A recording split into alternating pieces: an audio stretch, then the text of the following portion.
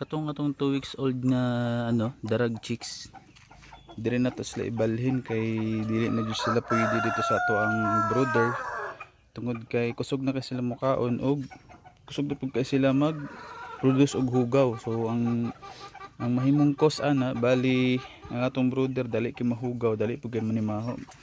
So lisod kayo basig ma-infect ang atong mga alaga sa kanang mga sakit-sakit. So kani ano yung setup ani badi.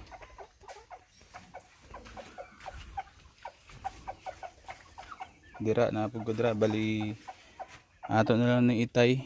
Tangan na lang nato ni itay para safe dili maglihok-lihok. Kani ang purpose ani bali diri nato ibutang ang ilahang pakanunan.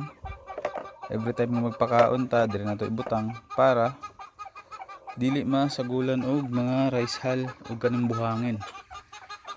Kaya every time manggod na pag magkaykay sila, so may tendency nga masagulan. So much better nga naka-elevate ni siya nga part.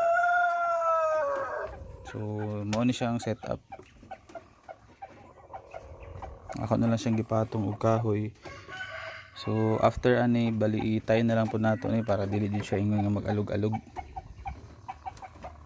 So update na lang tamo niya after na ko ni ma-set up. So i-transfer na lang po nato diri ang katong mga piso. So daghang salamat mga buddy.